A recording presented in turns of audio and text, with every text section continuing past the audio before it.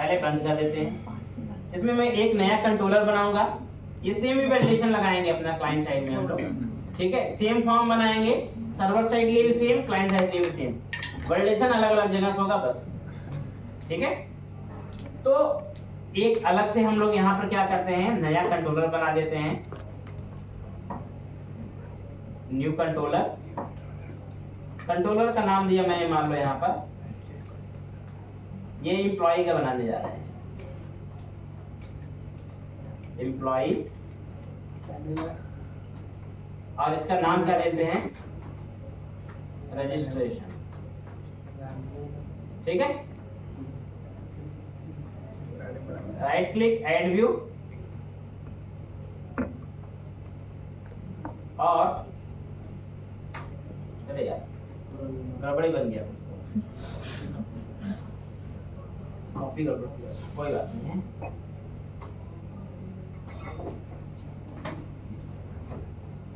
ठीक है, तो ये रहा आपका टेस्ट व्यू। तो सबसे पहले क्या करना है, आपको फॉर्म बनाना है, ठीक है। सबसे पहले आपको फॉर्म बनाना है और उस फॉर्म को बना के फिर आपको वैलिडेशन लगाना है। अच्छा, जावास्क्रिप्ट में कहाँ पढ़ा था, कहाँ तक पढ़ा था तुम लोगों ने, क्या क्या पढ़ाया गया था? डॉम पढ़ाया था। डॉम पढ़ाया था ना, डॉम से तो आपका वैलिडेशन लगता है। हम वैलिडेशन डॉम का एक फंक्शन है भाई, हम क्या करते हैं, वैल्यू गेट करना है टेक्स्ट बॉक्स की, वैल्यू सेट करना है, कंडीशन लगानी है, यही तो होगा वैलिडेशन। क्या होता है, कोई रॉकेट साइंस थोड़ी होती है वैलिडेशन में। खाली सीरीज पढ़ाई क्या हुआ? तो यही चीज हमें करनी है। तो तुम्हारा मुझे लगता है ठीक है, एजाक्स वगैरह नहीं किया था ना? कोई बात नहीं, एजाक्स वगैरह मैं करा दूंगा, एजाक्स सेशन में करा दूंगा। डॉम तक ठीक है, कंडीशन हो गई, तुम्हें एरे पता चल गया। एरे पढ़े थे? Yes sir. एरे के मेथड्स आते हैं, यस सर। बड़े काम की चीज है एरे, बहुत काम की चीज है, ध्यान रखना। पूरे जावास्क्रिप्ट में डेटा मैनिपुलेशन, जब तुम एपीआई के साथ काम करोगे ना, तो एरे बहुत काम की चीज होती है, क्योंकि डेटा सारा तुम्हारा एरे में ही आता है। और एरे ऑब्जेक्ट यानी कि जेसन आता है। तो जेसन क्या है, Jason array plus object, Jason हो गया। तो एरे और ऑब्जेक्ट दोनों के साथ काम करना आना चाहिए, ठीक है। वो ध्यान रखना, एरे के मेथड्स वगैरह पता होना चाहिए। फिलहाल के लिए क्या करते हैं, फॉर्म बना लेते हैं पहले, फिर वैलिडेशन की बात करते हैं। तो एक डिव लिया मैंने, क्लास, एक रो लगाई, ठीक है। फिर डिव लिया एक क्लास, कॉल गेट लगा दिया मैंने, और ऑप्शन लगा दिया मान लो मैंने यहाँ पर 2 का, ठीक है। ये मेरा रहा ग्रिड। इस ग्रिड के अंदर क्या करेंगे, एक लगा लेंगे अपना क्लास, कार्ड बना लो, कार्ड में div क्लास कार्ड, हेडर बना देते हैं यहाँ पर, div क्लास कार्ड,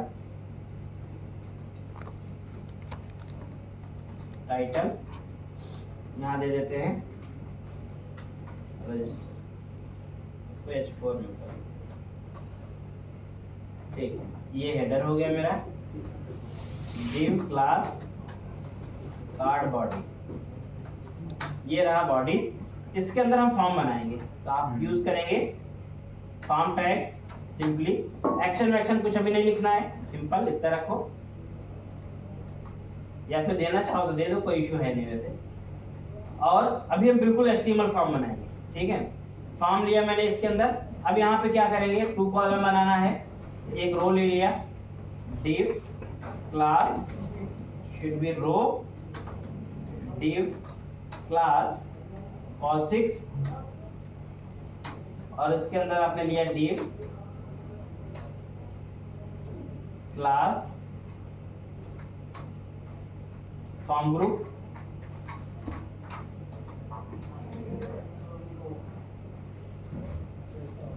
ठीक है। इस फॉर्म ग्रुप के अंदर क्या रखना आपको होगा, एक तो लेबल आ जाएगा आपका, ठीक है, फर्स्ट नेम, और इनपुट आ जाएगा टेक्स्ट, और आईडी रखना है इसमें आपको txt फर्स्ट, क्लास रखनी होगी आपको फॉर्म डैश ठीक है। और एरर मैसेज जहां दिखाओगे वहां पर आप स्पैन देंगे, स्पैन क्लास इसकी लगा देना टेक्स्ट रेंजर, और आईडी इसकी रखेंगे, आईडी रखेंगे इसको हम लोग क्या ERR फर्स्ट, ठीक है। नाम हमेशा जेनरिक रखेंगे, एक फॉर्म ग्रुप के अंदर जितने भी फील्ड होंगे सबके नाम आपको जेनरिक टाइप के रखने हैं बना, ठीक है, जिससे आपको चीजें डील करने में फिर आसानी रहेगी, मुश्किल नहीं है। तो ठीक है, तो हमने यहाँ पे ये तो कर लिया, एक फील्ड बना दिया। अब ये 6 का था कॉलम, सिमिलरली आपको क्या करना है, यहाँ पे इस रो में 6 का था, एक 6 का और बन जाएगा। ये क्या बन गया आपका लास्ट नेम, और ये हो गया आपका लास्ट नेम लास्ट, ठीक है। फॉर्म जिसे समझ नहीं आता डिजाइन करना वो भी समझता चलेगा, जहां दिक्कत होगी पूछता चलेगा, ठीक है। तो ये मेरा क्या हो गया, एक फॉर्म बन गया मेरा, ये डिव, ये मेरा कॉलम, ये हो गया मेरा रो, ठीक है। तो ये मेरा एक फर्स्ट नेम लास्ट नेम बन गया। अब ईमेल और मोबाइल मुझे मान लो एक ही सेंटर पर रखना है, सेम क्या करना आपको होगा, यही रो को कॉपी करो, सेम रो को, और यहाँ नीचे क्या करो पेस्ट, ठीक है। और अगर आप नया रो भी नहीं बनाओगे तब भी चलेगा, कोई इश्यू ऐसे है नहीं, क्योंकि जब वो 6 बनाएगा तो भाई हमने कहा एक रो के अंदर 6 कॉलम बना दिया, 6 एक बना दिया, 12 बन गए। अब अगला मैं 6 बनाऊंगा तो यहाँ पे क्या हो जाएगा, वो नीचे शिफ्ट हो जाएगा, फिर अगला बनाऊंगा तो उसके आगे शिफ्ट हो जाएगा। ग्रिड कैसे बनता है, ग्रिड ऐसे बनता है ना, ये मेरा रहा मान लो स्क्रीन। अब सबसे पहले हमारे पास कॉलम कितने हैं, टोटल 12 है, कॉल 1 से लेकर के कितना है, कॉल 12 तक होते हैं, तो 1 से लेकर 12 तक हैं। अब अगर मुझे अपनी स्क्रीन को 2 पार्ट में डिवाइड करना है ना, तब मैं क्या ले सकता हूँ, इसको कॉल 6 ले सकता हूँ, भाई कॉल 6 ले लिया मैंने, और इधर कॉल 6 लगा दिया। तो जब कॉल 6 2 लगाऊंगा तो क्या हो जाएगा, होल साइज आपकी कितनी होगी 100% है, तो अब आपका क्या हो गया, आधा आधा हो गया, तो आधा ये 6 ले लिया, आधा 6 ने ले लिया, ठीक है। अगर मान लो मुझे 3 पार्ट में डिवाइड करना होता है, 4 में डिवाइड कर सकते हैं, 4 पार्ट डिवाइड करना है 3 में कर सकते हैं। अब मान लो एक पार्ट को मुझे आधा को क्या रखना है, 50% को अलग रखना है, और 50% मान लो 3 करने हैं मुझे ना। अब मान लो जैसे मैंने कहा कि मैंने ये बनाया, ये मेरा हो गया आधा, अब इसमें मान लो सेकंड वाले में 3 कॉलम बनाने मुझे, इसके अंदर फिर क्या करेंगे, एक रो लेंगे, और उसके अंदर फिर क्या करेंगे आप 4 के ले लेंगे, कॉल 4, इसके अंदर फिर क्या लेंगे आप, कॉल 4 और कॉल, ऐसे बनेगा, डिवाइड हो जाएगा। तो चॉइस इज योर कि आपको कैसे डिवाइड करना है, आप अपने पूरा ग्रिड को डिवाइड कर सकते हैं। ग्रिड सिस्टम सबको समझ आता है ना, ऐसी दिक्कत तो नहीं है, क्योंकि ये सब बहुत बेसिक चीजें हैं, बहुत इंपॉर्टेंट है, बिना इसके तो डिजाइन नहीं कर पाओगे तुम पेज पे, ठीक है। तो वही चीज हमने भी मैनेज किया यहाँ पर। तो हमने यहाँ पर सबसे पहले ले लिया एक मान लो ईमेल एड्रेस के लिए, और इसका हम लोग txt ईमेल दे देते हैं, ठीक है। और ये हो गया मेरा मोबाइल नंबर, इसको क्या देते हैं, txt मोबाइल, ठीक है, ये बन गया। तो first name last name email और मोबाइल, चलो 4 फील्ड बना। अभी फॉर्म को 4 फील्ड के साथ ही काम करेंगे, उसके बाद इस पे हम और बना लेंगे। div क्लास, एक रो लगाया मैंने, उस रो के अंदर मैंने एक लगाया div क्लास, कॉल 2 का लगा दिया मैंने, ऑफसेट 10 कर दिया, क्या एक बटन लगा दिया मैंने, ठीक है।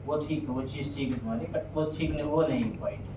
देखो पॉइंट क्या होता है ना, इस लेआउट को अगर आप ठीक से समझोगे तो क्या होता है, क्या होगा कि सबसे पहले आप जब इसको लोड कराएंगे, ठीक है, मान लो ये चीज नीचे ही है, अभी इसको नीचे समझते हैं, ध्यान देखना, ध्यान समझना। अभी मान लो ये नीचे ही तुम्हारी है, ठीक है। अब नीचे होगी तो क्या होगा, सबसे पहले जब तुम्हारा लेआउट लोड होगा तो लेआउट सबसे पहले हेड लोड होता है, सबसे टॉप टैग है, हेड लेफ्ट है, हेड लोड होगा। अब हेड में तुम्हारी ये CSS तो लोड हो गई, ठीक है। उसके बाद फिर आएगा बॉडी पे। अब बॉडी पे क्या होगा तुम्हारा, पहले लेफ्ट सेक्शन लोड होगा, हेडर लोड हुआ, फिर ये लोड हुआ। अब फिर उसके बाद देखो यहाँ तुम्हारा रेंडर बॉडी है, रेंडर बॉडी है तो रेंडर बॉडी का मतलब क्या हुआ, अब तुम्हारा जो चाइल्ड पेज होगा, जो रजिस्ट्रेशन पेज है वो लोड होगा। अब तुमने जो JS बनाई होगी अपने पेज के लिए, वो तुमने अपने पेज में लिंक कराई होगी, वो JS पेज स्पेसिफिक होगी। अब तुमने अगर मान लो पेज में लिंक कराई है तो होगा क्या, कंडीशनली होगा ये कि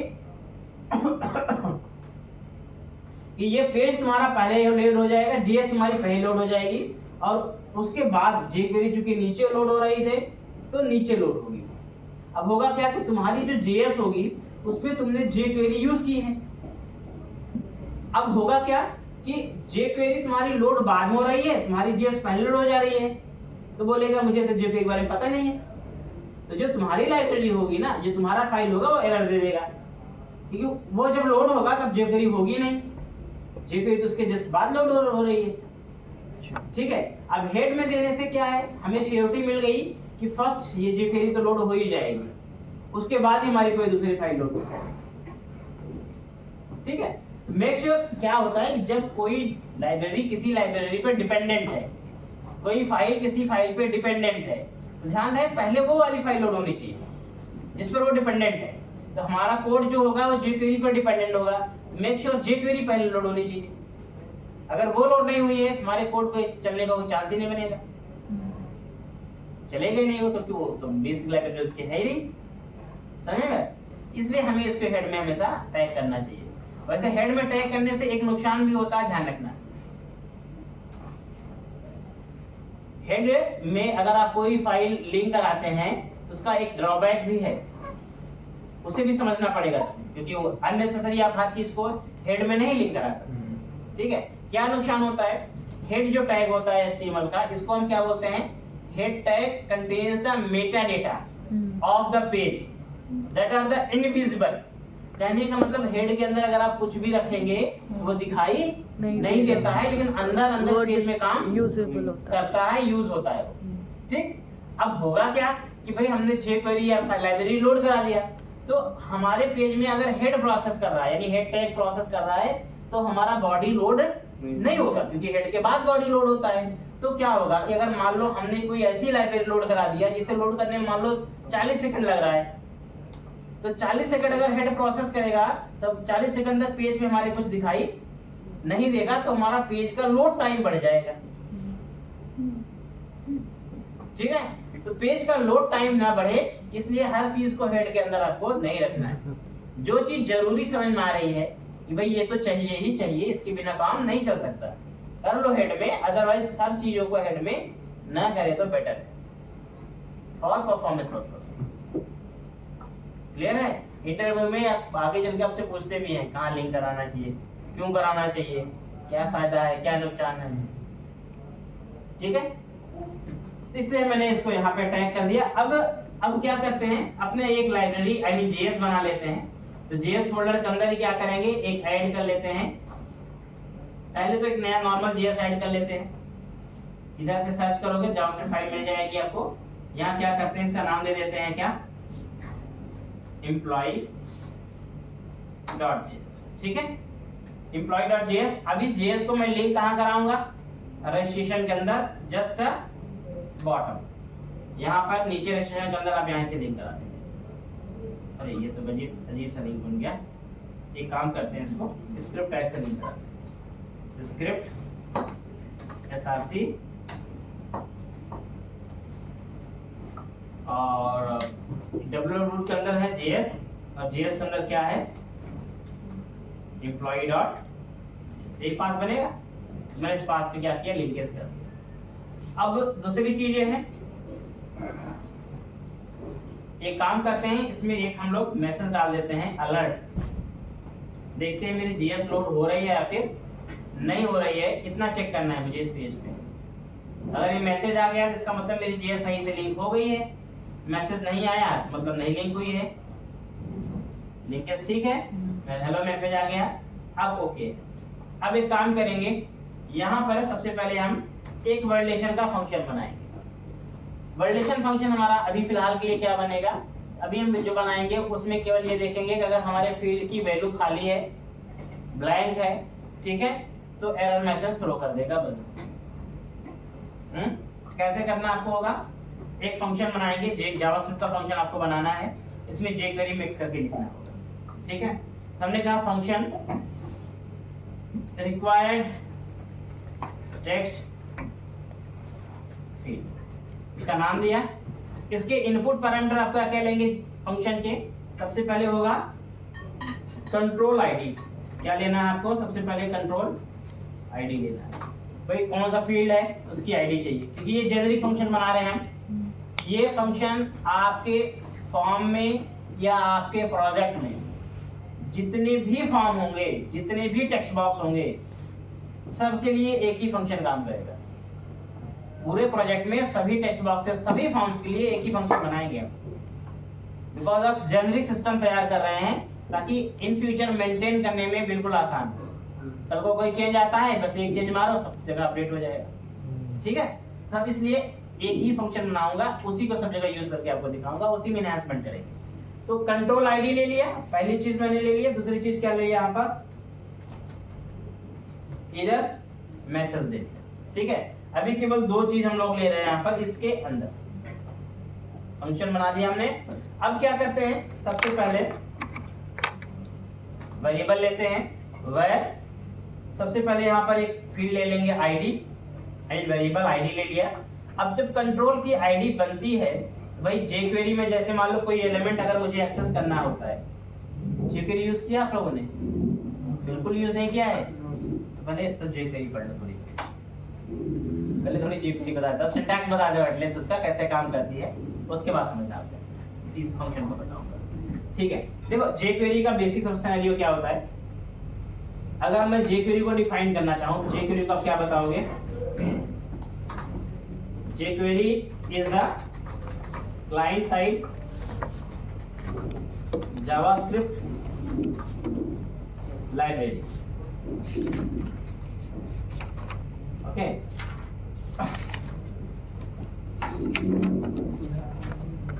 which provide ready-made methods to operate JavaScript functionality in very easy manner. It is very lightweight.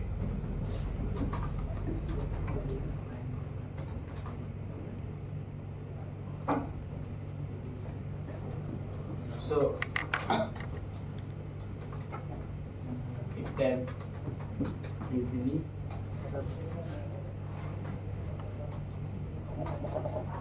integrate in our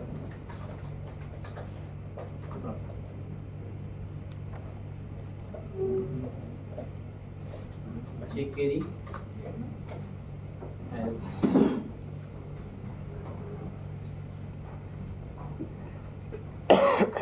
following sub packages या sub libraries.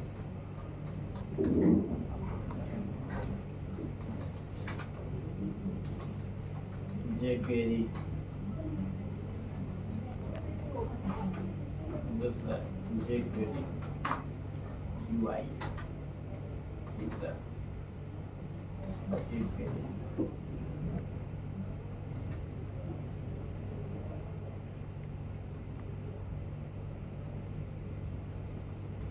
Validation.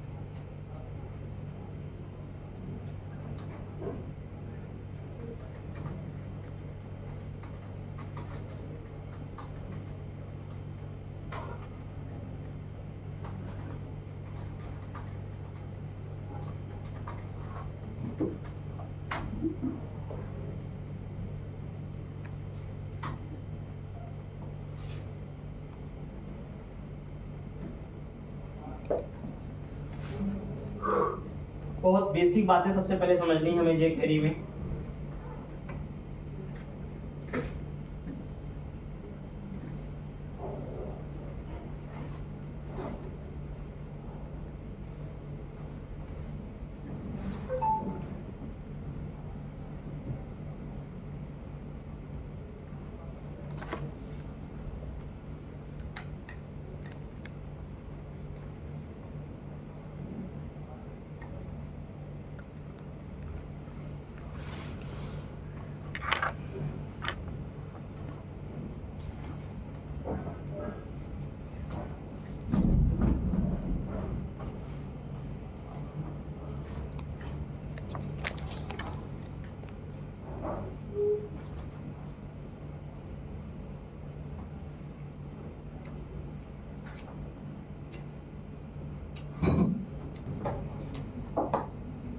which provide ready-made methods to operate JavaScript functionality। मतलब जो काम हम JavaScript से करते हैं वो सारा काम हम jQuery से भी कर सकते हैं, ठीक है। बट JavaScript से क्या है, सब कुछ टेस्ट मैनुअल लिखना पड़ता है, यानी सब कुछ लेंदी कोडिंग में होता है। और वहीं पर jQuery में सब चीज़ों का आपको छोटा छोटा मेथड मिलता है, लाइब्रेरी है, तो बने बनाए फंक्शंस हैं, उसकी सारी फंक्शनलिटी बहुत आसान तरीके से आप हैंडल कर सकते हो। जैसे अगर मुझे जावास्क्रिप्ट में किसी एलिमेंट की मान लो वैल्यू गेट करनी है, gate document dot gate run by ID, ID देते हो, फिर उसकी वैल्यू मिलती है, ठीक है। उसमें सिंपल आप डॉलर साइन लगाओ, आईडी दे दो, उसकी फंक्शन यूज कर लो, वैल्यू मिल जाती है। तो हर चीज से आपका कोड क्या होता है, इससे रिड्यूस हो जाएगा, ठीक है। ये बहुत ज़्यादा लाइट वेट है, सबसे इंपॉर्टेंट चीज़ है कि ये बहुत ज़्यादा लाइट वेट है, इस वजह से प्रोजेक्ट में यूज़ करने में भी कोई दिक्कत नहीं आती है, ठीक है।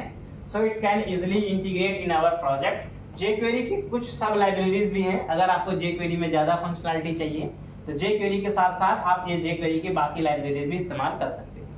जैसे jQuery का एक आता है UI, jQuery तो अपने आप में है ही jQuery, उसका एक आता है UI। UI में क्या होता है, jQuery UI के अंदर आपको प्लगइन्स मिलते हैं, ठीक है।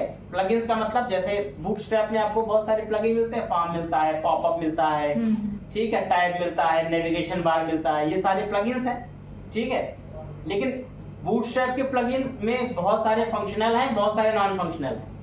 लेकिन jQuery का जितने भी प्लगइन है वो सब क्या है, फंक्शनल प्लगइन्स हैं, क्योंकि jQuery प्योरली जावास्क्रिप्ट पर बेस्ड है, ठीक है। CSS वगैरह तो खेल इसमें होता नहीं है, तो प्योरली इसका फंक्शनल होते हैं। मतलब जैसे आपको कोई ड्रॉप डाउन चाहिए, कोई पॉपअप बनाना है, कोई टैब बनाना है, हर चीज, कोई डेट पिकर चाहिए, कोई टाइम पिकर चाहिए, तो सारी चीजें आपको इस jQuery के प्लगइन, UI के प्लगइन में मिल जाएगी, ठीक है। वैसे आजकल jQuery का प्लगइन लोग कम यूज करते हैं, क्योंकि बूटस्ट्रैप ने सारे प्लगइन दे रखे हैं। अब अगर मैं भाई कोई प्रोजेक्ट है उसमें बूटस्ट्रैप में यूज कर ही रहा हूँ, तो मैं एक्स्ट्रा jQuery की प्लगइन क्यों यूज करूँ जब मैं बूटस्ट्रैप में सारे प्लगइन मुझे मिल रहे हैं। तो इस वजह से हमें jQuery के एडिशनली प्लगइन यूज करने की जरूरत नहीं पड़ती है। वैसे जितने बूटस्ट्रैप के अंदर हैं वो सारे प्लगइन आपको उधर से भी मिल जाएंगे, ठीक है। तो अगर आप इसकी ऑफिशियल वेबसाइट पे जाएं, इसका इंट्रोडक्शन भी दे देता हूं मैं। अगर इसकी ऑफिशियल वेबसाइट पे आप जाते हो, ये है इसकी वेबसाइट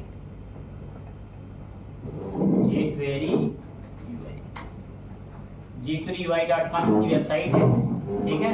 और इस पे आप जाओगे तो यहाँ पर आपको वेट मिलेंगे, देखो ये सब आपके पास वेट है, accordion, autocomplete, button, check box, date picker, dialog, progress bar. जैसे अकॉर्डियन आपको चाहिए, अकॉर्डियन एक प्लगइन है, देखो ऐसा प्लगइन है आपके पास, ये चाहिए आपको अगर ऐसी फंक्शनलिटी कोई आपको यूज करनी है, इस तरह का ये आपको इस प्लगइन से मिल जाएगा।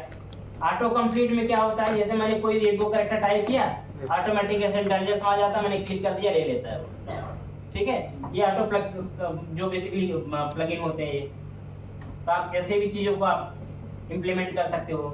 बटन आपको चाहिए, बटन आपको ऑलरेडी यहाँ पर बहुत सारे मिलते हैं इस तरह के, ठीक है। डेट पिकर इंटरेस्टिंग चीज़ है, ये डेट पिकर आपको मिल जाता है इस तरह का। इस पे आप पूरा कंट्रोल लगा, कैलेंडर वगैरह डिजाइन करना हो आपको, तो उसके लिए बेस्ट ऑप्शन है, ठीक है। इसके बहुत सारे फीचर्स भी है, ऐसा नहीं है, ऐसा नहीं, बहुत सारे फीचर यहाँ एग्जाम्पल मिलेंगे। कोड भी मिल जाएगा आपको यहीं पे नीचे, देखो व्यू सोर्स देता है ना।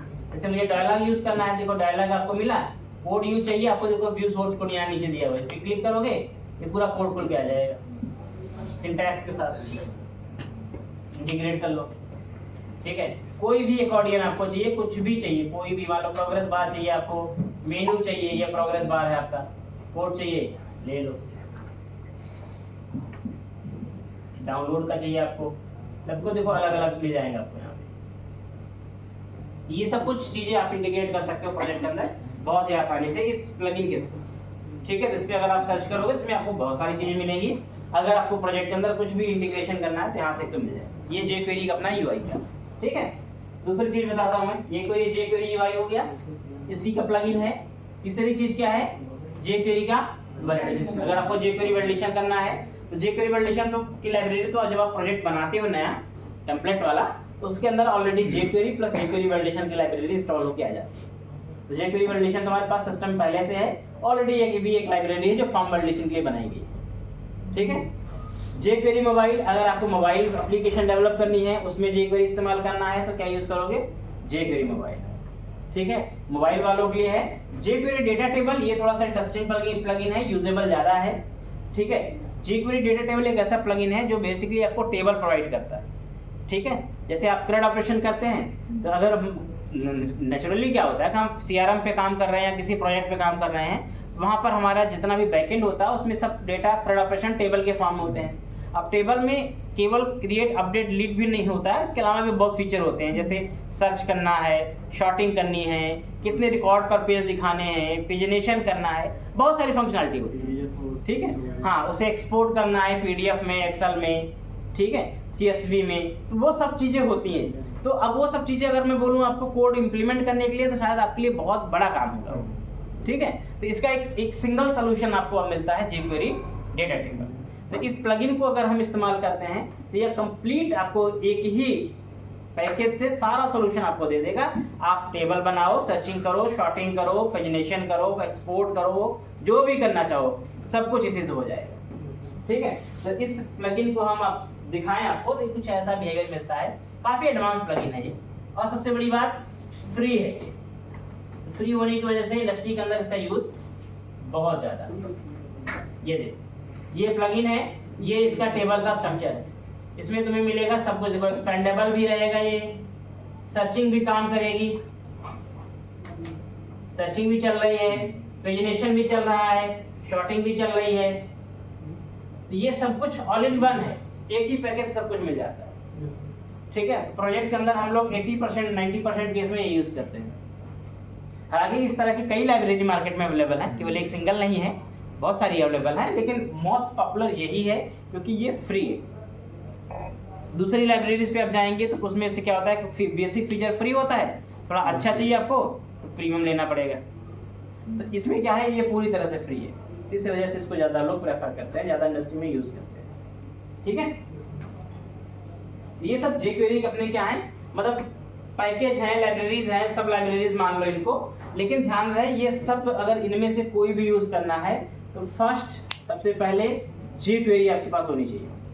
अगर jQuery नहीं है, क्योंकि उसी से सब बनाए गए हैं ये, तो अगर वो नहीं है तो ये सब कोई नहीं काम करेंगे। ठीक है, इसलिए प्रोजेक्ट के अंदर हमेशा jQuery आपको इंटीग्रेट करके रखनी है अगर आपको इनमें से कुछ भी यूज करना है तो। ठीक है, अब बात करते हैं jQuery की। तो देखो jQuery का ना, जब आप काम करते हैं jQuery में, jQuery के सबसे पहले तो कुछ टॉपिक्स हैं, समझ लो क्या क्या टॉपिक है, मेन टॉपिक क्या क्या है उसके हैं। सबसे पहला टॉपिक jQuery का होता है सिलेक्टर। ठीक है, सिलेक्टर का बेसिक का मतलब क्या होता है, jQuery का एक तो सिंटैक्स हो गया, फिर सबसे पहले सिलेक्टर होता है। सिलेक्टर का बेसिक मतलब होता है कि आप जब आप jQuery में काम करेंगे तो मेन हमारा काम होता है डॉम मैनिपुलेशन, हम डॉम से एलिमेंट को कैप्चर करते हैं, उस पर कोई ऑपरेशन करते हैं और फिर उस पर आउटपुट देते हैं। ठीक है, तो सिलेक्टर से हम क्या डिसाइड करते हैं कि how to capture the specific element. आप स्पेसिफिक एलिमेंट को, रिक्वायर्ड एलिमेंट को कैप्चर कैसे करोगे, पकड़ोगे कैसे उसे। ठीक है, तो सिलेक्टर इसमें आपकी हेल्प करता है। अगर आपने CSS पढ़ी होगी तो CSS में आपने बहुत सारे सिलेक्टर पढ़े होंगे, ID selector, class selector, name selector, group selector, child selector, dissident selector, बहुत सारे सिलेक्टर होते हैं, सिबलिंग सिलेक्टर्स, बहुत सारे सिलेक्टर उसमें होते हैं। ठीक है, जितने सिलेक्टर CSS में हैं वही सारे सिलेक्टर jQuery में भी आपको मिलेंगे। यहाँ पर भी सेम सिलेक्टर आपको मिल जाएंगे, जो सिलेक्टर उधर मिलता है वही सिलेक्टर यहाँ मिलेगा। तो सारा सेलेक्टर यहाँ यूज कर सकते हो। आईडी से पकड़ना है एलिमेंट को, नेम से पकड़ना। अब देखो हर किसी का अलग अलग फंडामेंटल है कि हम आईडी कब यूज करें, नेम कब यूज करें, क्लास कब यूज करें, समझो बात को। ये सब सेलेक्टर बहुत सारे हैं, लेकिन हर किसी का अपना अपना रिक्वायरमेंट है कि भाई मुझे एक एलिमेंट कैप्चर करना है, आईडी यूज करो। मुझे ग्रुप ऑफ एलिमेंट कैप्चर करने हैं, क्लास यूज कर लो। मुझे किसी एलिमेंट के अंदर स्पेसिफिक एलिमेंट कैप्चर करने हैं, चिल्ड्रन सेलेक्टर यूज कर लो। तो रिक्वायरमेंट के अकॉर्डिंग आप सभी सेलेक्टर का इस्तेमाल कर सकते हो, ठीक है। तो सबसे मेन टॉपिक सेलेक्टर है। तो मैं टॉपिक आपको नोट भी कराता हूँ, क्या क्या आपको जेक्वेरी में पढ़ना है और क्या आना चाहिए। जेक्वेरी क्या क्या करना है। नंबर 1 जेक्वेरी का syntax. Number 2 jQuery selector. Number 3 jQuery event. Number 4 jQuery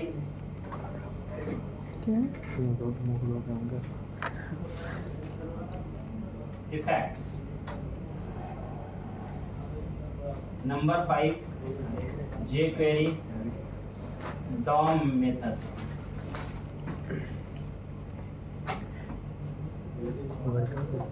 jQuery घर जाऊंगी घर। हाँ और तो कहाँ जाऊँगी। अजाक्स।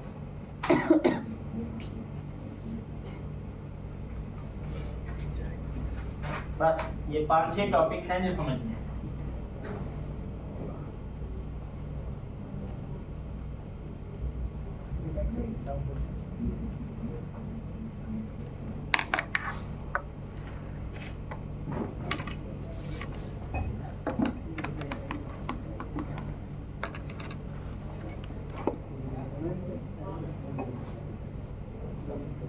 देखो जेक्वेरी पढ़ने के लिए बहुत सारे रिसोर्स है।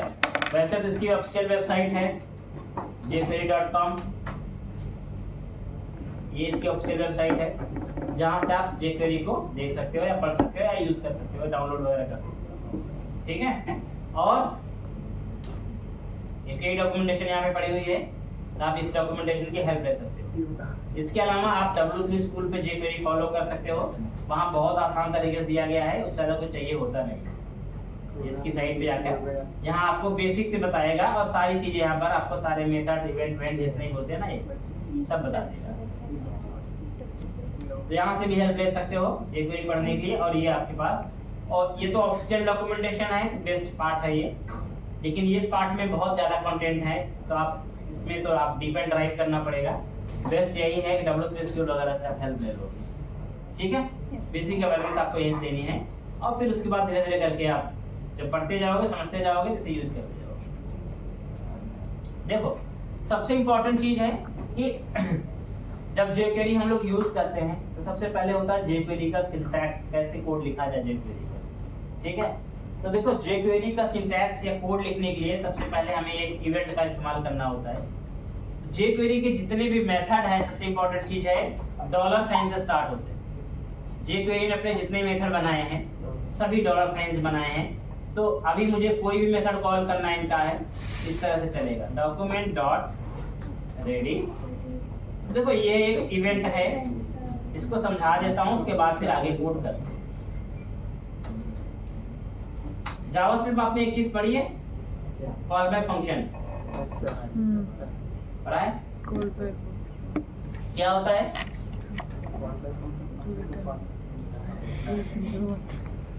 क्या होता है जब कॉल बैक फंक्शन?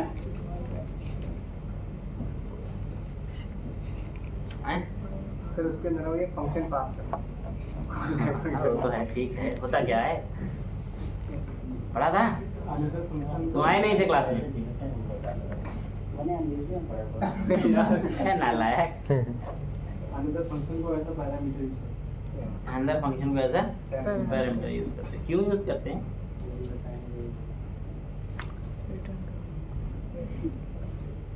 अगर से उसी फंक्शन को रिटर्न करना है, उसी फंक्शन को रिटर्न क्यों रिटर्न करना है भाई? रिटर्न क्यों करना? स्टोर करने के लिए सर, फंक्शन की जो रिटर्न वैल्यू है वो किसी वेरिएबल में स्टोर करना। हम्म।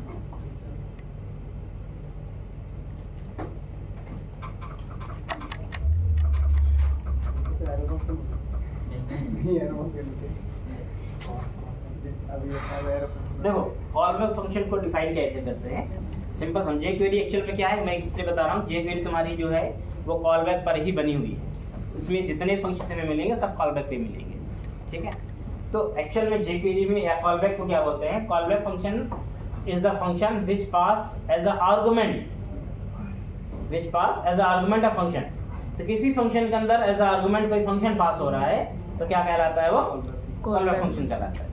किसी फंक्शन के अंदर एज अ आर्गुमेंट कोई फंक्शन पास हो रहा है तो क्या कहलाएगा, कॉल बैक फंक्शन कहलाएगा। जैसे आपके सिंटैक्स में, इस सिंटैक्स में क्या है, रेडी एक फंक्शन है और उसके अंदर मैं क्या पास कर रहा हूँ, फर्दर एक एनोनिमस फंक्शन पास कर रहा हूँ। So this function is called the call back function. ये क्या हो गया, call back function. So what is mean by call back function, why use call back function? There is 2 point, ये बहुत इंपॉर्टेंट 2 पॉइंट है जिसकी वजह से मैं कॉल बैक यूज करना चाहिए या करते हैं, ठीक है। अब देखो होता क्या है कि जब हम लोग कभी भी कोई फंक्शन बनाते हैं, ठीक है, तो जब हमारा कोड लोड होता है या रन करता है तो फंक्शन हमारा क्या करता है, आपके मेमोरी में जाकर अपने को इनिशियलाइज करता है। फंक्शन अपनी मेमोरी में जाके इनिशियलाइज करता है, ठीक है।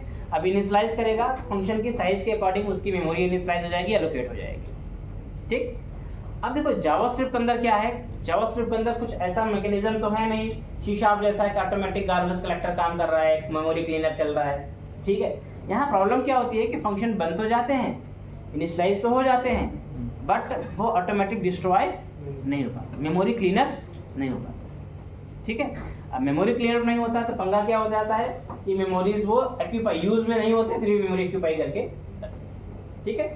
अब देखो वेरिएबल वगैरह का मेमोरी लोकेशन तो उतना समझ में आता है, ज़्यादा नहीं होता, लेकिन फंक्शंस का मेमोरी लोकेशन ज़्यादा होता है, क्योंकि फंक्शन के अंदर डेटा प्रोसेसिंग होती है, साइजिंग होती है, बहुत सारा